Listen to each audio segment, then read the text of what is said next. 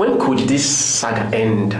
It's been on the lips of everyone. The noise coming from Rivers State. This is National Focus right here at ComfortTV.channel. Chukwuebuka Izenaka, the Guru. No. How are you today? I'm fine. What about you? I'm fine, thank you. And we have joining us virtually from Abuja, all the way from Abuja, CNC Daniel. How are you today? Good morning, everyone. I'm happy to be here. Thank God for another day. Okay, let's dive right in. The Pan-Niger Delta Forum, PANDEF, has inaugurated a high-powered Peace and Reconciliation Committee in a move to halt the deepening political crisis in Rivers State. The committee, chaired by former Attorney General of the Federation, Kano Agabi, SAN, was given 2 weeks to resolve the standoff threatening governance and stability in the state. The forum's Board of Trustees co-chairman, Alfred Daiti Spiff, expressed optimism that the initiative would lead to genuine reconciliation and lasting peace in the oil-rich state. Meanwhile, 2 members of the Rivers State House of Assembly have rescinded their earlier position on the impeachment process against Governor Simi Fubara and his deputy Ngozi Odu, urging their colleagues to pursue a peaceful and amicable resolution. Seeing this story, do you see this particular process bringing lasting peace? Not just peace, but a lasting peace to Rivers State. And not just that, let me halt you quickly. Considering that the president had intervened, in the whole process in the past. Actually, Rivers and their political saga, this is it's now more deeper than what we think. And then the president has intervened on this matter. I think this is not even the first time. It has intervened on campaigns period. And then, setting up this committee, which is, I think this is my highest social-political organization in Rivers, are coming to intervene on this matter. I pray they succeed. Because if you check, you see that a whole lot of, power tussle is in Rivers. And then coming from the speaker, Mattis Amiove, FCT Minister, Wike, and then nobody wants to shield sword. Everybody wants to prove that they have the political power. First of all, we need to look at the agitation coming from these people. What they're even agitating for, do you think that it doesn't even have any developments to the people of Rivers State? And the terms and conditions they were giving to the governor, which they are even insisting. Remember that the president has also intervened on this matter. And they have a listed conditions. You can't give an incumbent governor condition. Imagine to a point that means that he cannot even travel out of Rivers. He cannot even nominate his own commissioners. Remember, he is the one that is empowering these people. You cannot, there are some conditions that if you see itself, even if it's you will not even dance to it. Now, coming to these people that are pushing all this political side, they have insisted. They are still demanding that those terms and conditions must be met. If not, nothing will happen. This shows you that it is not about, let me say that this political organization, this ISM social political organization that come up to intervene on this matter, to me, they are trying to play their luck. Because for the fact that the president who hired the FCT minister, who is also part of the person, triggering this fire, is still, he didn't even listen to the president, he's still pushing. And then, remember that these people have loyalty to the president, they have not even listened to him. I don't know what this social political organization is going to come out of. I just wish them luck, but let's see how it goes. 2 weeks ultimatum, that's what was given to them to bring a lasting solution.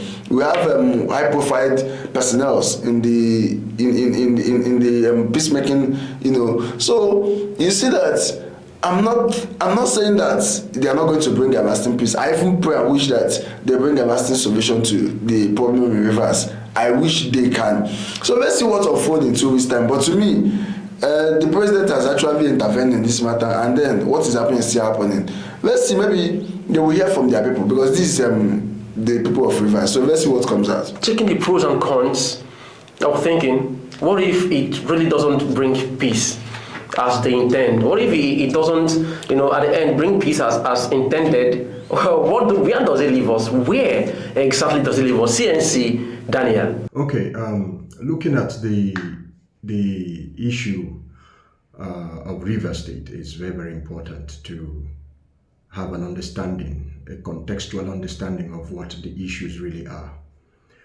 River State is grappling with the undue privilege, given to an individual. It's important to understand this. River State as a whole, as a people, are really under the weight of the influence, negative as it were, of a person's selfish ambition, selfish desire.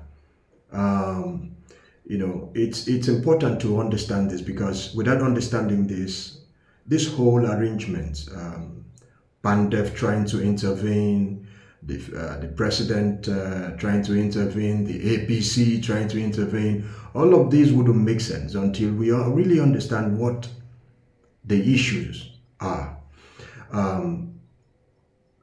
Governor Fubara comes, to you as a very simple, cool-headed guy. If we look at him as he is and his dispositions so far, remember, him becoming a governor was simply the sole decision of one person, Nyesom Wike.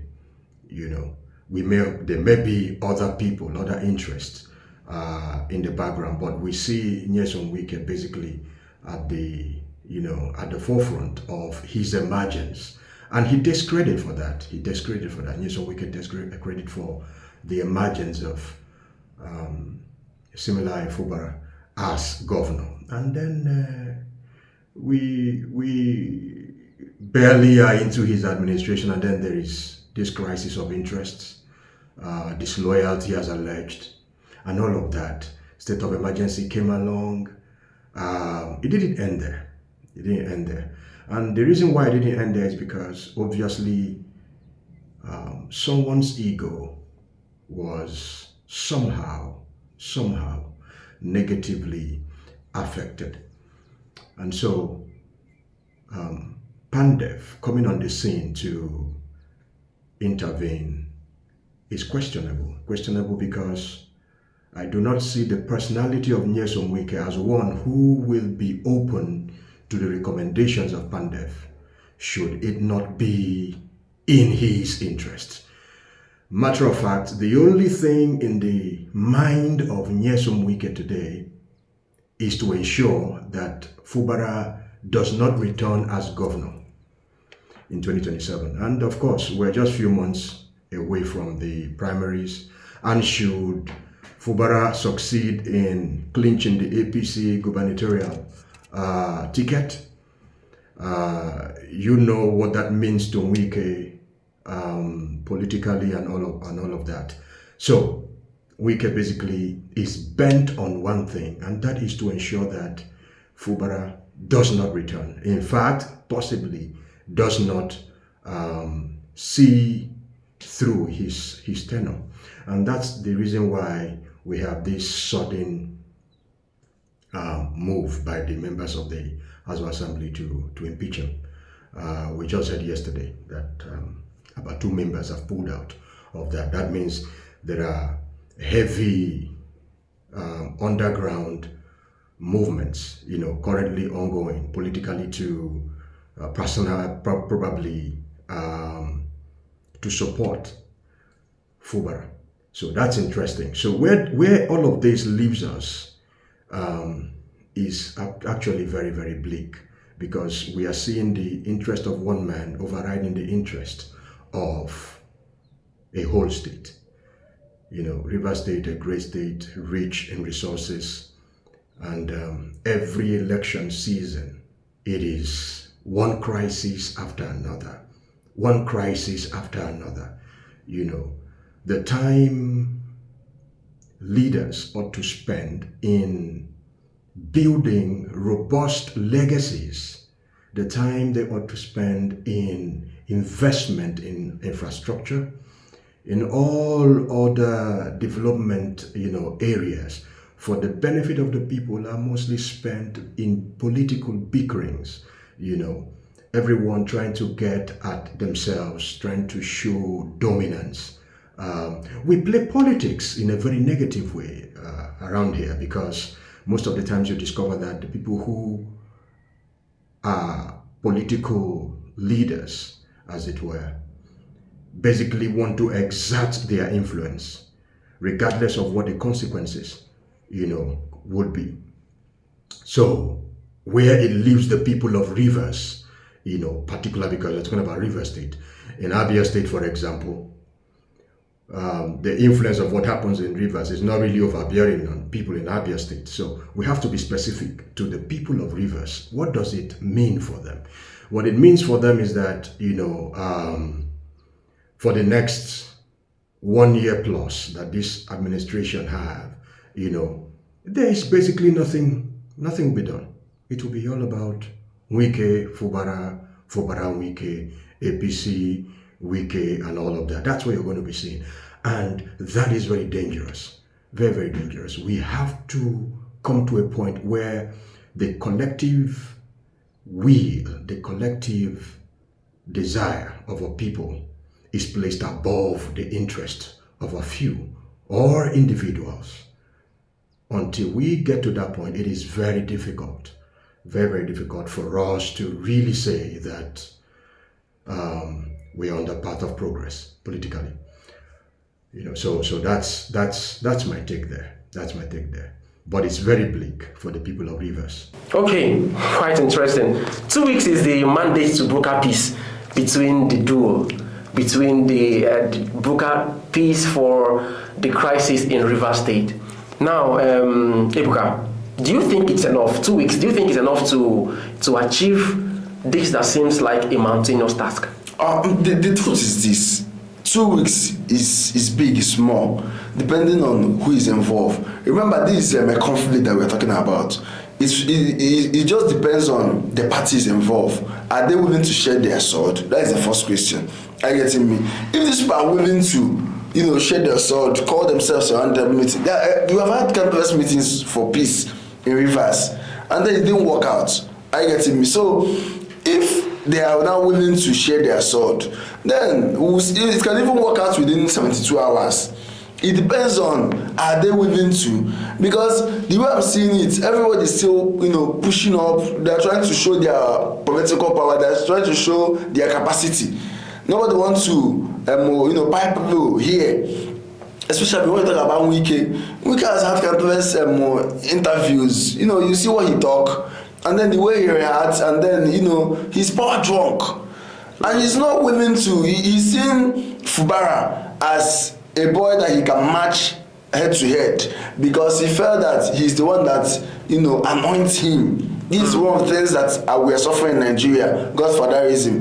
Even Wike was one of the people who preached against Godfatherism. So it's very fortunate that we actually 2 weeks is big, is small, but to me, like I said, I pray that they succeed in bringing peace, if they will. But for the fact that Mr. President has intervened on this matter and is going this zigzag, I can't.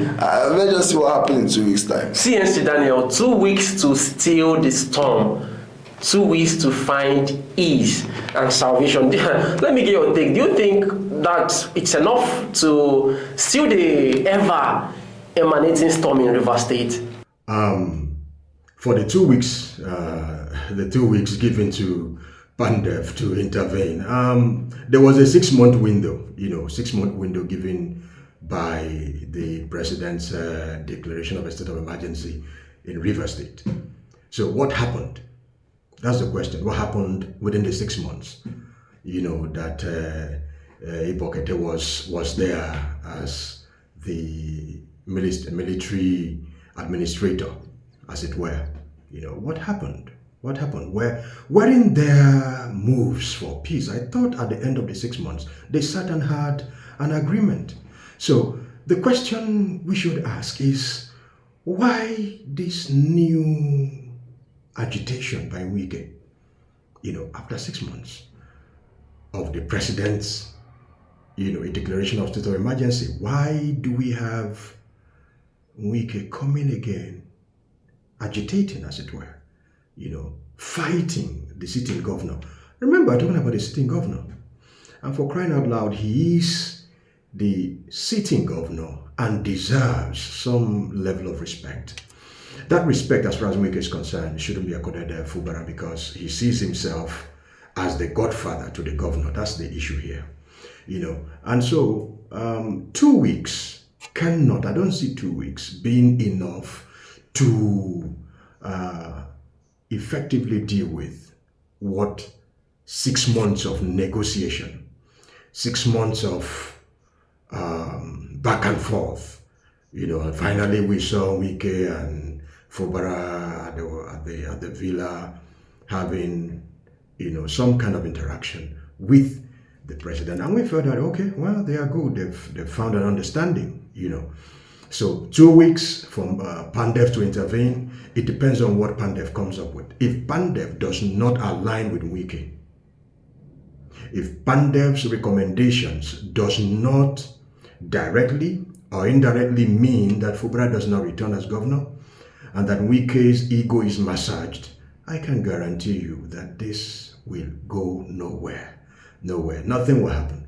The battle will continue because Wike, as anyone who is politically aware will tell you, he is one person who will go at any length to have his way. That's the problem. That's the problem. And I don't think what the president couldn't do over a 6-month period can be done by PANDEF within 2 weeks. I will be very, very happy to be proven wrong, but I don't see that happening.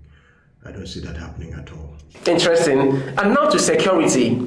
The Katsina state government is explaining its decision to initiate the release of 70 persons suspected to be involved in banditry, saying the move was part of efforts to sustain an ongoing peace deal with armed groups operating in the state.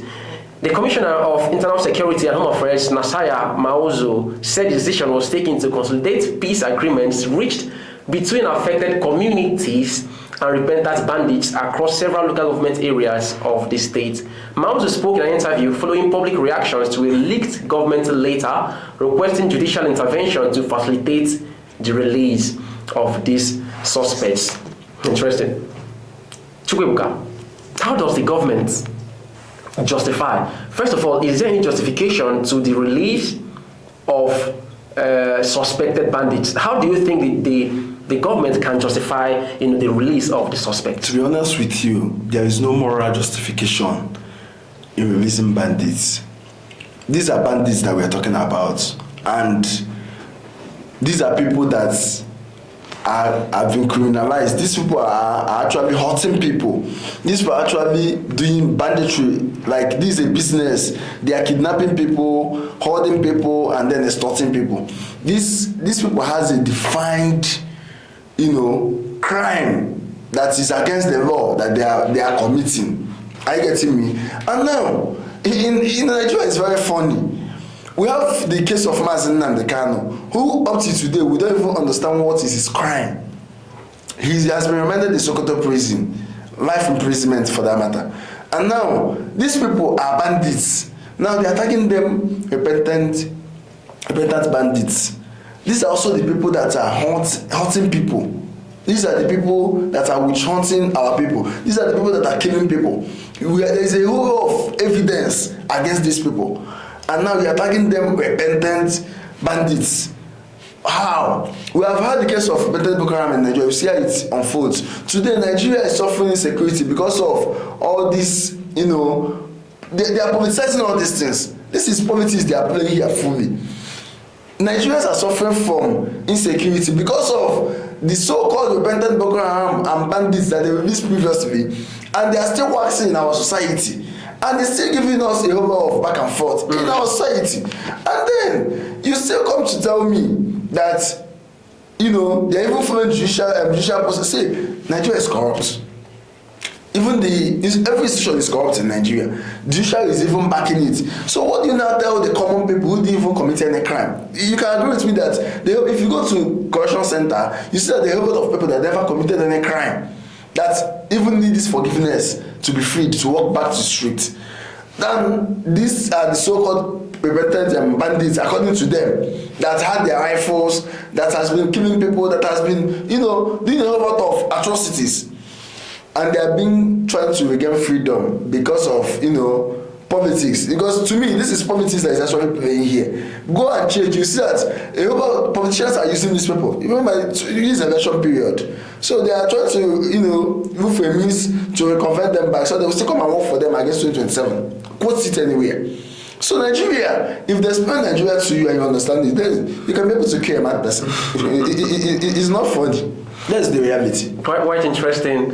And it's no longer news that most villages affected, they are even packing out. The residents are fleeing their villages, aftermath of these insecurities, especially in the northern part of Nigeria. And CNC Daniel, what are the potential risks and benefits of negotiating peace deals with armed groups in Nigeria? Thank you for your analysis and the question. It is important that we understand the importance of insecurity, the place of insecurity, the importance of security, the issues that we are grappling with as a nation, the implication for us, generally. When we understand this, then we probably will have a better idea of what we are dealing with as a nation. Number one, we have a commander-in-chief in Nigeria, a commander-in-chief who is supposed to commandeer the security apparatus of Nigeria as a nation. And then somehow we are talking about peace agreements with known non-state actors who have taken control, full control, economic control, political control, and otherwise, of various local governments. Remember, Nigeria is a federation, a republic, and it is unlawful, it is treasonous for any entity, anybody, to capture a part or a whole, partially, fully, directly or indirectly, any part of the geographical expression called Nigeria. It is illegal. And as a matter of fact, it calls to question the effectiveness of the commander-in-chief. This is critical. We need to understand this. So, we're talking about peace deal in a state. The peace deal being brokered between communities and terrorists, as some call them bandits. And then we ask ourselves, what are we trying to achieve? What is the end game in all of this? Katsina State has been overrun by terrorists, basically every local government. As a matter of fact, it became so bad that the people of Katsina State in various local governments pay these terrorists. They pay them to go to farms. They pay them to live their normal life. In a nation that we have armed forces, we have the police, we have every agency saddled with responsibility of protecting life and properties. Remember, the number one responsibility of government is the protection of life and properties. And yet we have someone who is sitting as chief security officer of a state, having agreements, as it were, with known active terrorists. And they sit together. Most of the time you find security agents You find the military, you find the paramilitary, the police, you find them present in these so-called peace meetings with the people you want to make peace with, brandishing AK-47s and all kinds of dangerous weapons for peace. What has that led to? What do you think have been the benefit of the peace deals? Nothing. The peace deals have simply made the government, as it were, of the state to look good in the eyes of the bandits and the terrorists. It has simply given more powers, more freedom, more exposure to the terrorists, and then put the people in the background. So basically, the government will have a good time with the terrorists, and then the terrorists are free to do whatever they want. So according to them, we hear there's been 35% reduction in terrorist attacks as a result of these peace, in quote, deals. Part of the conditions for these deals is that, the one we are currently dealing with is that the terrorists request that those of their members who have been captured, who have been prosecuted, are to be returned to them, kind of a swap. And then I hear people make references to the Israel-Gaza, war, where Hamas terrorists or Hamas members, as it were, are given in exchange for Israeli maybe soldiers or Israeli citizens that are under the detention of Hamas. Now, it's important that we make clear distinction here. Nigeria and Israel cannot be put in the same context. There is a historical tussle, a historical battle over a given territory. So, when it comes to the Israeli Hamas crisis or Israeli-Palestine crisis, where Hamas seems to be the enforcing authority, over the areas in contention between Israel and Palestine. It's a different context. It does not have the same coloration as we have in Nigeria. In Nigeria, we have a situation where certain elements, political elements, took it upon themselves to create a pressure group, kind of people who they use to exert certain political influence, people who are at the beck and call of these political elements to cause chaos. And so over time, they become emboldened. We have the aspect of illegal mining, illegal mineral explorations going on, all under the watch of these terror groups. And so, without understanding the real issues here, it is difficult for us to really deal with it. We have to understand what the issues are, and then we're able to effectively deal with it. So, effective peace agreements really cannot work. It cannot work because the one who wants to make peace will be intentional about peace. You cannot make peace with someone whose intent, whose underlying desire is not peace, but full domination. Behind the crisis is the religious undertone. Behind the crisis is the political undertone. And the major sponsors of this whole arrangement are yet to be brought to book. It's almost 4 or 5 years since we heard that the Dubai authorities, released names of people who are sponsors of terror in Nigeria. What has happened to them? Where are they? Have they been even named? just to give us the names of the people involved has proven difficult. Because perhaps the very people you address as excellencies are the very people behind this whole insecurity. So, peace agreements cannot work until Nigeria as a nation decides to deal with the problem. And it doesn't look like we want to.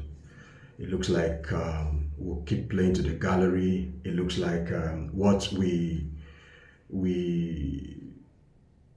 continually see every day, the non-challenge of government, the cold feet the government develops anytime the issue of insecurity comes up, will continue to play out. That's the obvious. That's the obvious. It is difficult for us to really come to terms with the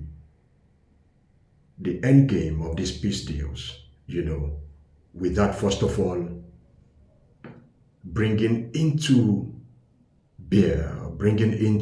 focus the players, the people behind this whole operation, and of course our politicians cannot be removed from the picture. So peace deals cannot work, and the reason why it cannot work is because somehow political interests are vested in it.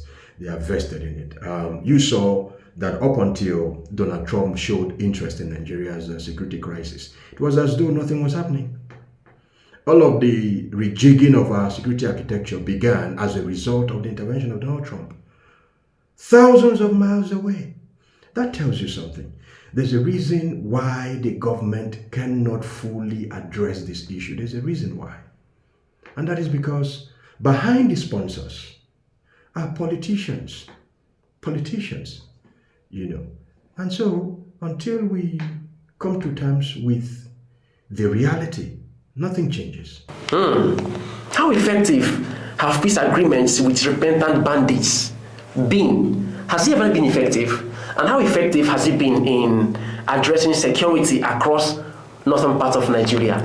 To me, it has not been any effective. If you check the previous cases that we've had in Nigeria, the repentant Boko Haram, in fact, to a point, there was the former chief of army staff, they called all of them, and then they integrated them into the Nigerian army. Check today, if you have any army or any soldier that is your friend, ask them how far. You see that even their missions, even when they are supposed to carry out arrest security bandits or Boko Haram, you see that everything is being politicized. Now within the Nigerian army, you find out that politics is actually people in there. You can imagine that even the bandits get information. You mean to say there seems to be infiltration? Yes, a lot of infiltration.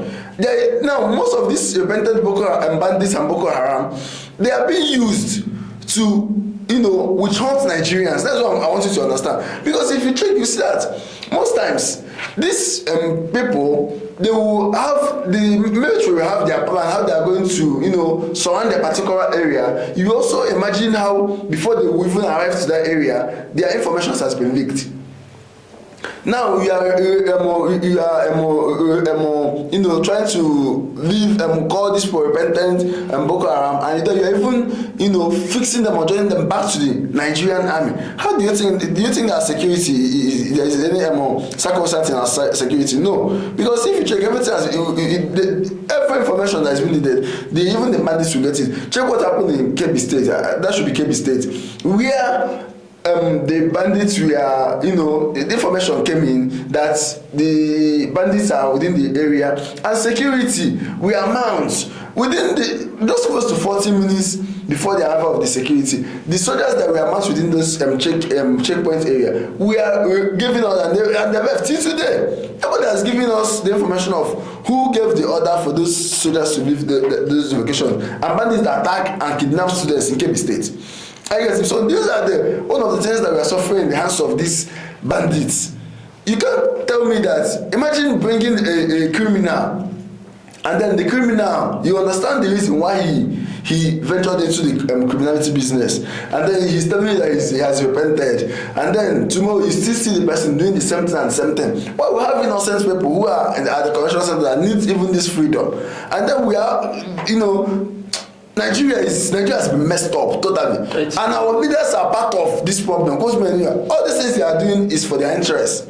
2027, like I've said, is around the corner, and they are bringing them so that they will, play their political agreement with them. At the end of the day, because these people remember, they are willing and they can actually do anything. These are the kind of people that used to disrupt their election. Are you getting me? So it's almost time. So they can tag them anything to free them so that they can walk around the streets, get necessary information. 2027 is around the corner, believe it or not. That is it. It's truly a terrible situation. It's terrible, I must tell you. It's like shooting yourself on the foot. It's like setting a house on fire, your house on fire, trying to, eradicate mosquitoes. It's quite alarming and shocking. Okay, CNC Daniel, let's look at the justice system. I'm quite worried about, the hope of the common man, like they call it. Could the release of suspected bandits undermine public confidence in the justice system?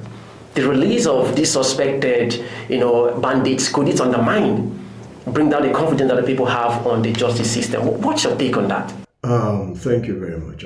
It's important to to look at Nigeria first of all.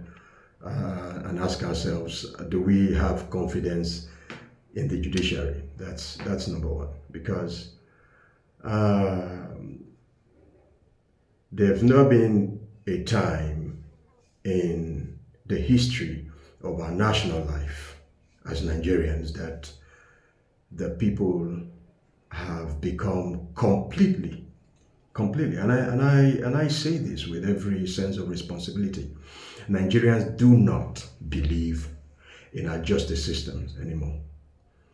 The fallout of the 2023 general elections, gave much more credence to that.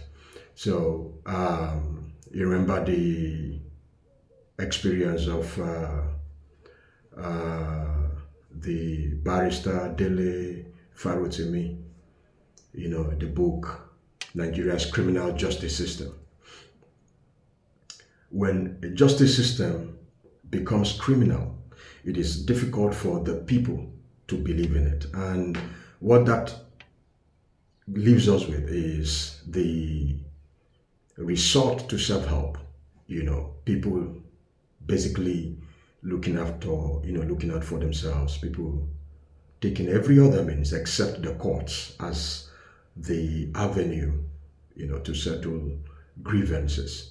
That's important, and if we understand that in context, of course, remembering that particular book by Dele Farotimi, you remember the issues it generated, how to buttress the criminal justice system to make it real, not just as a book. He was picked up extrajudicially, extrajudicially picked up. Basically, he was abducted, taken to Ekiti State for trial, until pressures and everywhere, pressures from different quarters compelled the government to, do the needful, and he was granted bail. That matter hasn't been fully settled, in reality to today. So it leaves you with a question of, do we really understand the importance of justice in a nation? Now you're talking about releasing terrorists, known career criminals, people who have chosen the path of violence and death. Among other things, they kill your security agents. They displace communities. They kill people in their hundreds and thousands. Disrupt economic activities within a given location make people's life undeniably unbearable. And the few you succeed in arresting to prosecute them, the state now comes along and say, hey, we're having pressures from their colleagues. Let's give them a soft landing. Let's release these people we've got. We'll have a better relationship with them. So to what end? When you release the terrorists you've captured already, that you're prosecuting, when you release the person, when you release these persons back into society, to what end? They become pastors, right? They become imams. They become very good members of the public, isn't it? As soon as you release them, they'll go to school and or begin to learn one craft or the other, right? Over the years, we've seen consistently that it doesn't work. You release them back. And people have seen over time that the same people you let go turn out to become worse than when you arrested them. Bello Tuji, for instance, was one of those who allegedly, who claimed that he had repented. In fact, the BBC conducted an interview for him. I watched the interview some years ago. He gave his reasons for becoming a bandit, becoming a terrorist, whatever they call it. But it's the same Bello Tuji today that is responsible. As a matter of fact, we just heard as at yesterday, he had taken over the eastern part of Sokoto. He has given them a marching order. Many communities have been asked to vacate or face the consequences. These are all people who have benefited from the so-called release of suspects, so-called peace agreements the government have been running all these years, since especially the APC came on board. It has never worked. It has never worked. So what it portends for the judicial system is that even the 1% confidence that remains, that probably some Nigerians still have, will probably remain at 0.5. Because I can tell you for a fact that Nigerians do not have confidence in our judicial system. They don't. And that's the truth. The best the government can do is to try to, even if it is in pretense, you can pretend to be out to deal with insecurity. You can pretend. You can pretend to do the right thing. You can pretend to take actions that the people can look at and say, oh, maybe maybe the government have woken up, But there is no way you can enhance public confidence in the judiciary by letting criminals go free. Meanwhile, you have individuals like, you have Kanu, Mazi Nnamdi Kanu is still in detention. I don't know how many people you saw him kill. I didn't see anyone. I don't know how many communities he sacked. I didn't see anyone. In fact, he was abducted from abroad. Abducted from Kenya. So, it simply tells you that there are,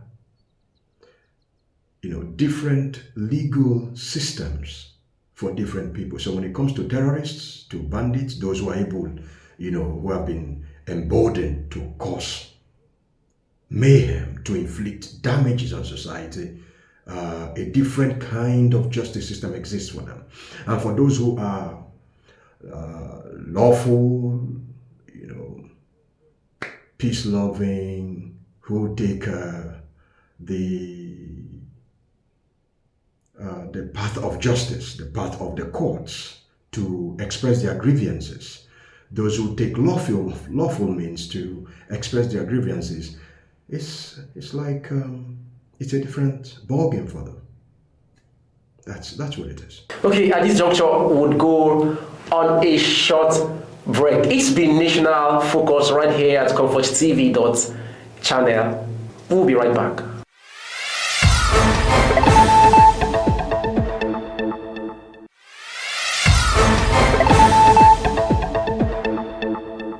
Welcome back. It's still National Focus right here at ComfortTV.channel. A Benin High Court yesterday ordered 52 persons be remanded at Obaija Correctional Center over last Saturday's protest in Ikpoma, a southwest local government area of Edo.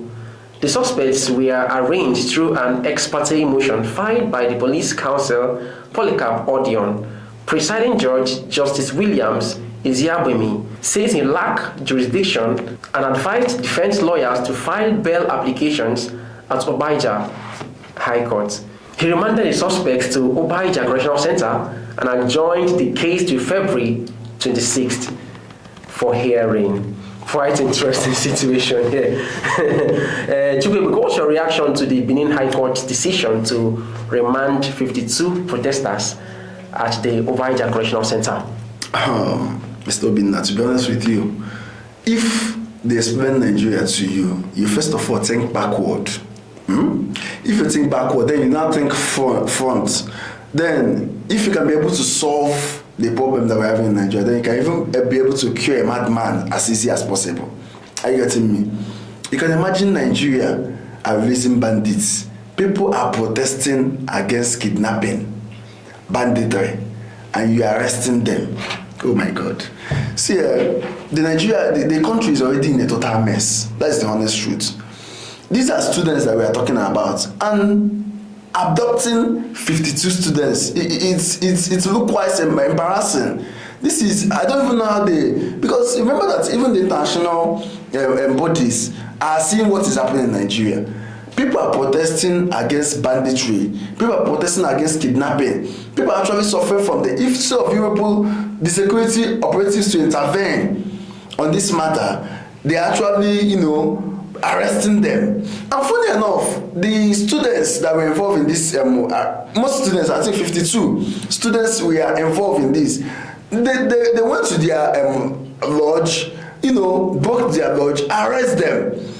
And then it looks so this very disheartening case from the police operatives. And now before you even know it, they were arranged in a court, taken to correctional center as fast as. But we have bandits, we have Boko Haram disturbing the nation. They can't even catch them. So this thing is actually is very alarming. It's really worrisome that we are in a nation that their priority is to protect life. Their priority is to secure their people. At the end of the day, what we are getting is a return hand where people cannot even demonstrate freely or go around the street to agitate over what is actually happening to them. It's very disheartening. I get it because Nigeria has gotten to a point where sometimes you even fidget walking along the streets because you don't even know you can be walking along the streets and police will arrest you. Imagine people that are protesting against what is actually happening to them, and the police is even breaking into their lodges. Students, now, court has said that they have adjourned the case, the matter to 26th of February. This shows you that these people, these are students, they are not going to take the academics serious again, and they have not left the academics to go and face court. And they're not even, it's not as if they've even gotten any bail. These people are at the correctional center. So from correctional center, if they didn't get any bail, that is how their life has been messed up. Are you getting me? So like I said, if they explain Nigeria to you, you need to first of all think backward. Then you think front and see if you can be able to solve the problem of Nigeria. Nigeria is, the system has been messed up totally. And it's only got intervention that will help this country.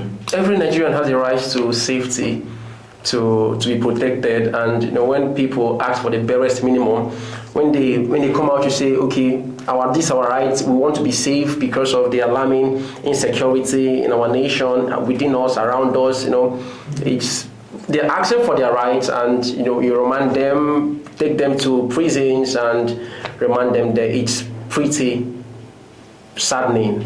It's saddening, I must tell you. CNC Daniel, does this remand Does this remand order align with Nigeria's constitutional provisions on fair hearing? Do you think it aligns with the nation's constitutional provisions on fair hearing? Okay, thank you. The ECPOMA crisis is a sad one. It brings us back to where we were in 2020 with NSAS. Sadly enough, Nigeria as a nation never learns. We've shown consistently that we don't learn. We don't learn. Things like this shouldn't be occurring post NSAS. But here we are. Here we are. ECPOMA, the Ambrose Ali University, is very close to the highway.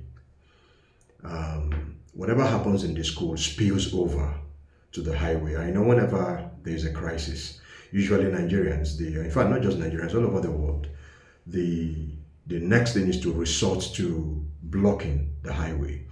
And that can mean a lot of things, and in this situation it wasn't different. So the police comes to question here yet again. That's why I have to go back to NSAS. We are so eager as a nation to deal with dissidents, and that has become very, very pronounced under the APC government. Very, very pronounced, and it's so bad. It's so bad because quickly arraigning people, quickly silencing dissidents, quickly prosecuting harmless citizens has become a way of life for us. Because the question here is, what caused the crisis in the first place? The crisis is an indictment on Ogbebolo, the governor. He is the chief security officer of the state. It's an indictment on the security agencies that operate in Edo State. That's the truth. People didn't go to school to be kidnapped. They went to school to learn. And you have reports of people being abducted, monies being contributed, and when they fail to pay up, they are killed. As a matter of fact, I heard that the increase in the abductions, as it were, those are rumors, that the high level of those we call Yahoo boys, the fraudsters, the high level of fraudsters in that area, which has been unchecked over time, is part of the underlying influence in the rise of kidnapping in the area. As the EFCC continues to go after these fraudsters, the feelers in the streets is that most of them are giving up the fraud, the internet fraud for the physical one, because an enabling environment is being created for criminals to thrive, that has given rise to abductions, kidnappings, and all other vices. So the remand order, looking at it, which the courts gave, as good as it is, or as it may seem, we cannot justify it when we consider the underlying cause. Where were the security agents when the students were being kidnapped over time? That wasn't the first, it wasn't the second. It's been happening, and the security agencies have done nothing. And so that's why I am in support of SERAP. SERAP that, of course, the unfortunate thing about SERAP is that they're always suing. They sue everybody. They hardly win any case though. But SERAP has come up to say, hey, allow these people to go. And that's where I stand. Because the unfortunate thing is the people who perpetrate the crime, the people responsible for the crime, are having a field day. The kidnap hasn't stopped. It's still on. So, on what basis are we? I can tell you that if you truly profile the 52 persons in detention, you won't be surprised. You shouldn't be surprised to find out that most of them, if not all, are just innocent passers-by. Because what happens in Nigeria is that there's a crisis, and whenever there's a crisis of,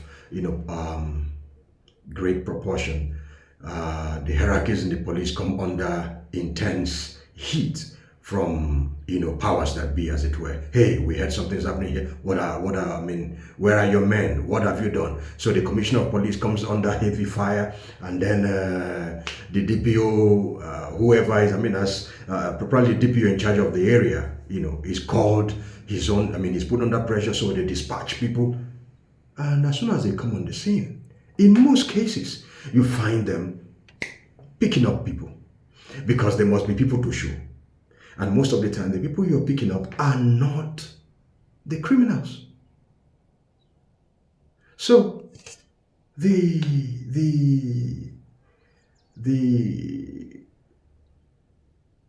benefit of fair hearing can be hardly met.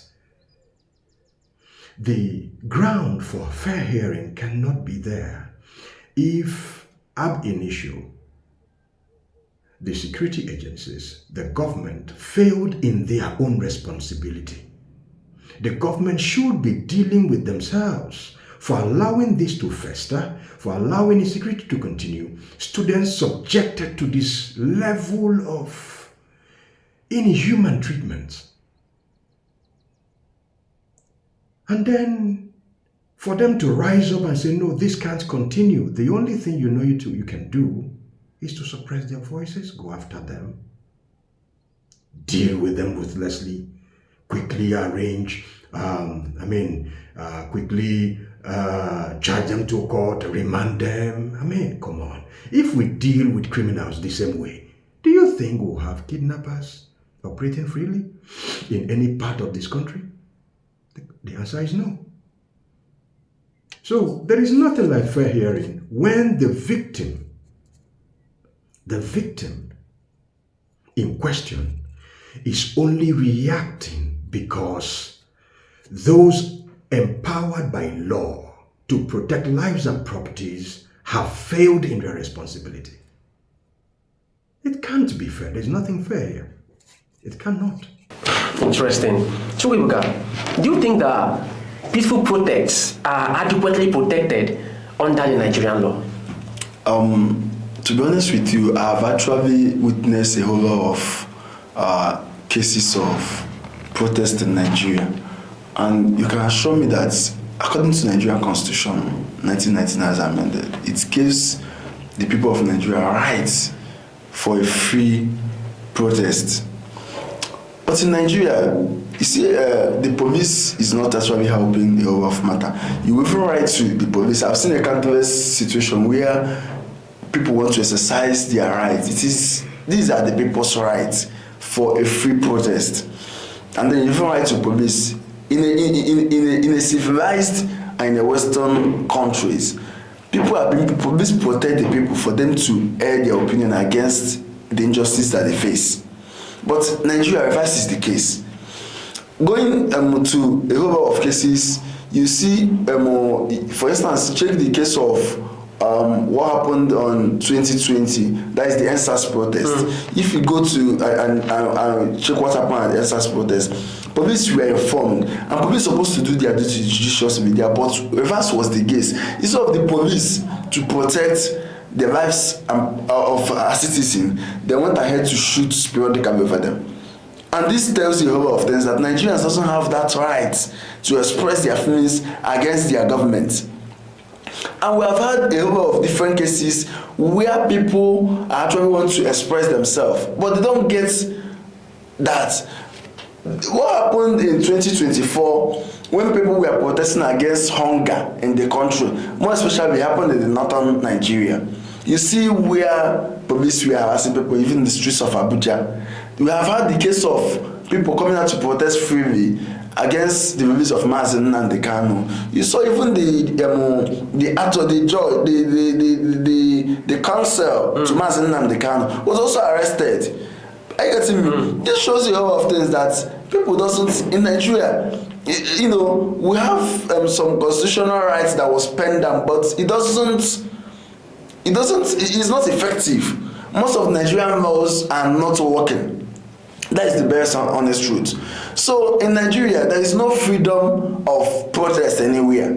It is not in Nigeria. It is penned down in the document. It's penned down in the law. Does Nigerian law work? That is does this law work, or is this law meant for some certain persons? Because to the best of my knowledge, the common people in the streets, whatsoever thing that doesn't benefit the interests of the government, they kick against it with any strategy that they can be able to use. So to me, the poor people doesn't have any say in Nigeria. The poor people are the ones that the laws are made for. To a point, it doesn't even benefit them. The rich people get most of the benefits in the law. Who do you know is what is Nigeria defined for? So to me, people doesn't benefit from the poor people doesn't benefit from the free protest, and you can actually count one or two free protests that has happened in Nigeria and people got scot-free, because at the end of the day what we see is they must be arrested. You will hear the case that people has been arrested. So there is no freedom of protest in Nigeria. It's not the first, it's not the second, it's not the third. When could it end for peaceful protests, being protected under the nation? CNC Daniel, did the police follow due process in the arrest and arraignment of the protesters? Do you think they follow the due process in the arrest and arraignment of these protesters? Thank you. I think basically every Nigerian knows that the APC hates the word protests. Unfortunately, this is a government that came on the back of protests. And probably that's why they fear it, because effectively the APC used protests against Jonathan. They came on the platform of protest. It was protest that gave the APC that appeal. They were like the ones who spoke the mind of Nigerians, who were ready to, a group of elites who could put away their busy schedule, leave every other thing that they were engaged in, to come out and join the masses, to tell the government, hey, this is what you are doing wrong, you cannot continue. So Nigerians saw the APC as a people who, a group of people who are really singing their song, who are speaking their language, And so when the APC came on board, they became very, very, no. It's unthinkable what this government has done to quell protests at the instance of it. Wherever they find it, they want to kill it. So, since the APC came on board, it is easy to simply say that protest is banned. Yes, protest is banned. We don't have respect. It is in Nigeria where the law, the constitution, expressly empowers the citizens to legally, lawfully gather and vent their grievance. And yet, the police, who are meant to be a source of guide, a source of protection for protesters, are the ones who tell you have to obtain permit to protest. So if something happens in your community and the government did not show up, and you organize people, you put yourself together and say, hey, this is what we are going through, we don't want it to continue, the police comes after you. They don't go after the people who caused the harm. They come after you, who is saying to the government, do your job. Stop this from happening. No, they come after you. They come after you. What does that tell you? It simply means that we are creating a society where people live in fear of the government, fear of criminals, fear of everything. You cannot voice your frustration. That cannot be a democracy. No, it does not look like a democracy. It cannot be a democracy. And we must deal with it. Peaceful protests have become an endangered species in Nigeria. It has to stop. People must be given the enabling environment to vent their grievances, to say, this is what we are going through that we don't want. And the government must be ready. Must be ready. If it is a democracy, the government must be ready to give that enabling environment for people to express themselves. Because the danger here is that the more you resist people, the more you make protests, peaceful protests, impossible, the people will rise up one day and they will take the other course. As we see happening in Iran today, Iran is in turmoil because the Ayatollah vehemently resists any form of demonstration against the government. They've been in power for 47 years. And the people are saying, no, this cannot continue. There are certain things we don't want to continue. And instead of you to sit down and say, okay, hey, let's have dialogue. Let's talk about this. Let's find, a way to go around these issues. We are all one. No, you get up and you fight the people you claim to represent. It's uncalled for. It's uncalled for, and it doesn't benefit anyone, basically. Interesting. CNC Daniel, that's quite interesting. Okay, let me get back to you, Chukwuebuka, as we get your parting words for the show today. Okay, my parting words today is centered on the Nigerian security, operative, and judiciary. It's very, very disheartening that in Nigeria, people can't get their freedom or exercise it. In Nigeria is where freedom is only pendant on paper, but it doesn't get it. And it's easy for you to even express your freedom of speech, but you hardly get it even when you go to court. This is so disheartening. Now, the issue that happened in Edo State, where students are abducted and remanded to correctional center, is very disheartening. I'm using this opportunity, I'm using this platform to call on the Nigerian, judiciary and also our Nigerian security and police. They should look into them and they should free those students. Okay. We shouldn't even wait till 26th for them to get their judgment. And these are students that we're talking about here. They should be in the classroom learning. Anything that made them to be, taken to police station, from there to remand them to correctional center, should be reversed with immediate effect. Okay. These are students that we are talking about. Okay. And this is going to affect their academics. And also, to the people of Rivers, I have called them on this platform countless time.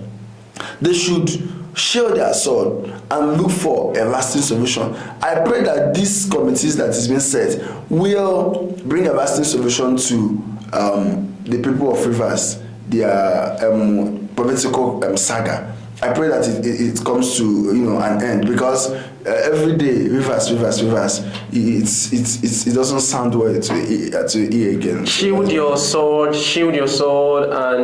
and seek for a lasting peace. CNC Daniel, let's get your final parting words on the show today. If we talk about due process, the Nigerian police, as we all know, what is due process to them is whatever the powers that be tells them to do. That's the truth. Due process, as we know, is following constitutional provisions to the letter.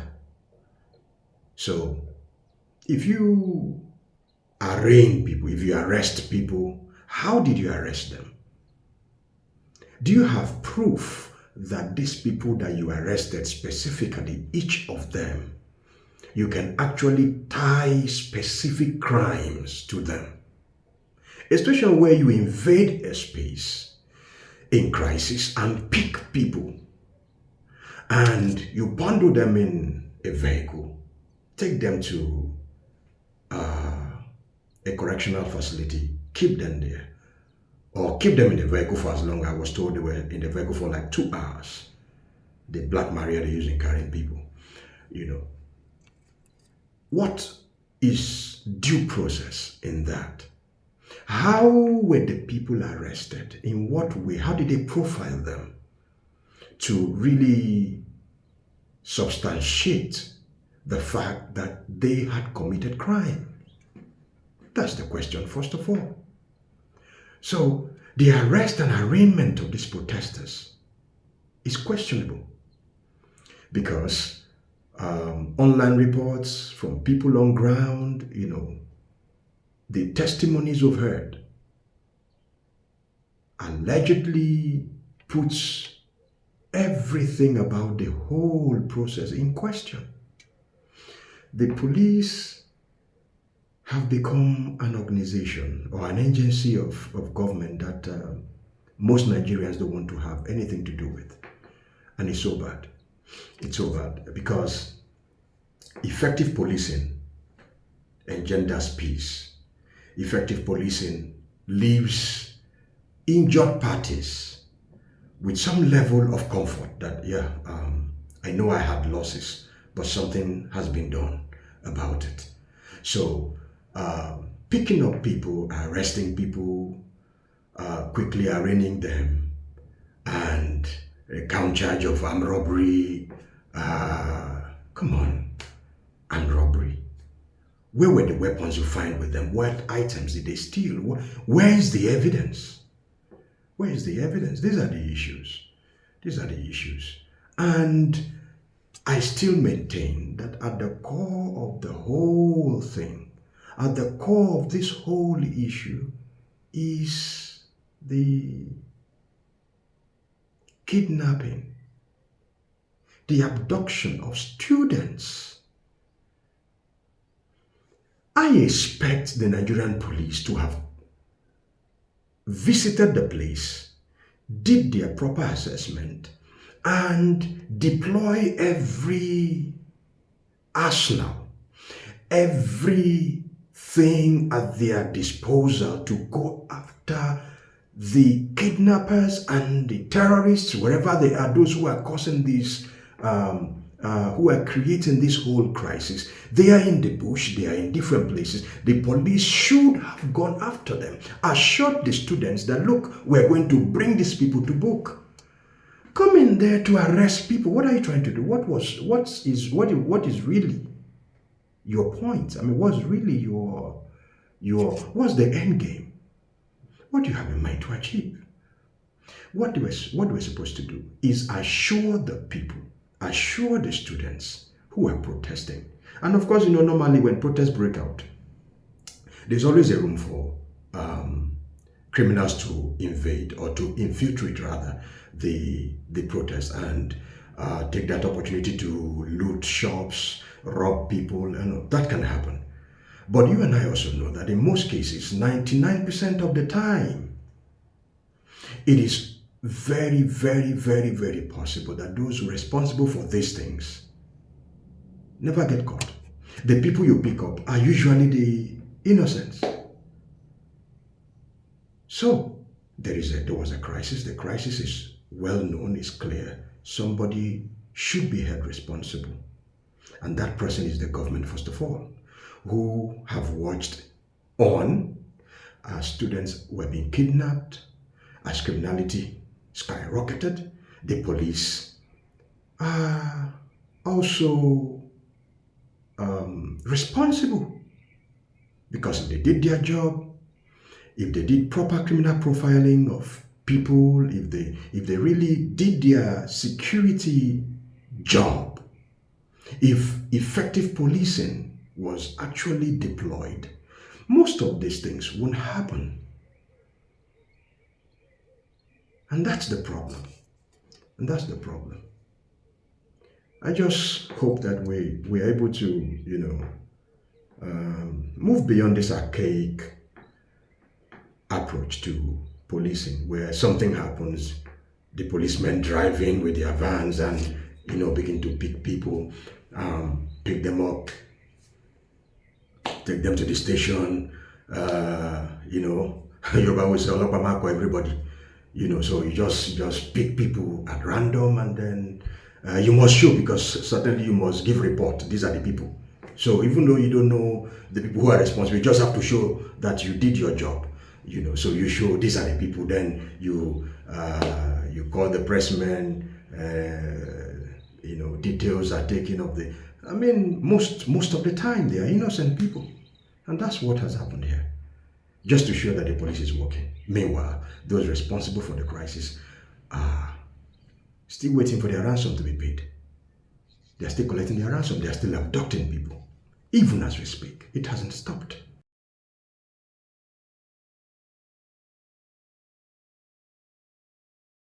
Thank you so much. It's been National Focus right here at ComfortTV.channel. It's been your host, Nadozie Obina, in the company of Chukwuebuka Ezenaka, the guru, and of course CNC Daniel. Join us virtually all the way from Abuja. Yeah, thank you very much. Thank you. Thank you for having me. Until we come your way again, stay safe and be good. And don't forget to like, subscribe, and share. Bye for now.